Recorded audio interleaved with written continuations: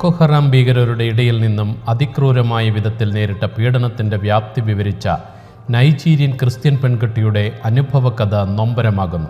തൻ്റെ പിതാവിനെ ശിരച്ഛേദം ചെയ്യുകയും പിന്നീട് തന്നെ ബന്ദിയാക്കി ദിവസങ്ങളോളം പീഡിപ്പിക്കുകയും ചെയ്ത ബൊക്കോ ഹറാം തീവ്രവാദികളോട് താൻ ക്ഷമിച്ചുവെന്നും അവരുടെ മോക്ഷത്തിനായി പ്രാർത്ഥിക്കുന്നുവെന്നും ജാനഡ മാർക്കസ് എന്ന ഈ പെൺകുട്ടി പറയുന്നു. സ്വന്തം പിതാവിനെ കഴുത്തറത്ത് കൊലപ്പെടുത്തിയതടക്കം അനേകം ദുരന്തങ്ങൾക്ക് നേരിട്ട് സാക്ഷ്യം വഹിച്ച വ്യക്തി കൂടിയാണ് ജാനഡ. പൊന്തിഫിക്കൽ സന്നദ്ധ സംഘടനയായ Aid to the Church in Need ഇന്റർനാഷണലാണ് ജാനഡ മാർക്കസിന് ഇസ്ലാമിക തീവ്രവാദി സംഘടനയായ ബൊക്കോ ഹറാമിൽ നിന്നും നേരിടേണ്ടി വന്ന ക്രൂരതകൾ പുറം ലോകത്തെത്തിച്ചത്. സെൻട്രൽ ജപ്പാനിലുണ്ടായ 7.6 തീവ്രത രേഖപ്പെടുത്തിയ ഭൂകമ്പത്തിൽ മരിച്ചവർക്ക് വേണ്ടിയും അവരുടെ കുടുംബങ്ങൾക്ക് വേണ്ടിയും പ്രാർത്ഥിച്ച് ഫ്രാൻസിസ് മാർപ്പാപ്പ. 55ഓളം പേരാണ് ഭൂകമ്പത്തിൽ മരണമടഞ്ഞത്. ഈ ദുരന്തത്തിൽ അകപ്പെട്ട എല്ലാവർക്കും തൻ്റെ ഹൃദയംഗമമായ ഐക്യദാർഢ്യവും ആത്മീയ സാമീപ്യവും പാപ്പ ഉറപ്പു നൽകി.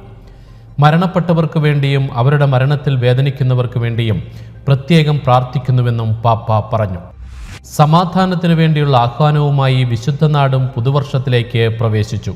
സമാധാനം കർത്താവായ യേശുവിൽ നിന്നാണ് വരുന്നതെന്നുള്ള വലിയ സത്യമാണ് കർത്താവ് നിങ്ങൾക്ക് സമാധാനം തരട്ടെ എന്ന ഫ്രാൻസിസ്കൻ അഭിവാദ്യ വാചകം പറഞ്ഞു വെക്കുന്നതെന്ന് ദൈവമാതാവിൻ്റെ തിരുനാൾ ദിവസം വിശുദ്ധ കുർബാന അർപ്പിച്ച വേളയിൽ ജെറുസലേം പാത്രിയാർക്കീസ് കർദിനാൾ പിയർ ബാറ്റിസ്റ്റ പിസബല്ല പറഞ്ഞു.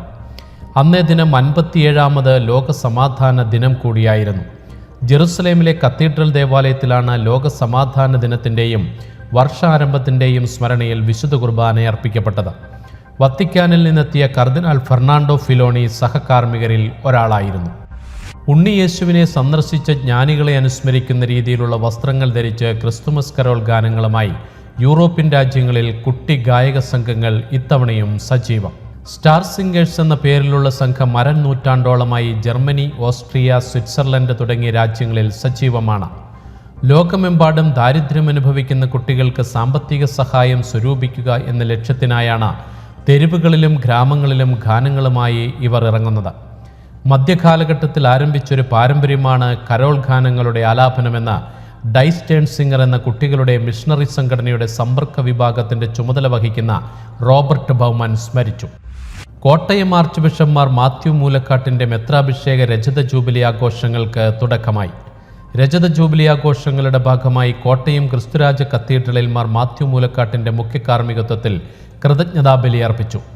ബിഷപ്സ് ഹൗസിൽ നിന്നും കത്തീഡ്രലിലേക്ക് പ്രദക്ഷിണത്തോടെയാണ് ആഘോഷങ്ങൾക്ക് തുടക്കമായത്.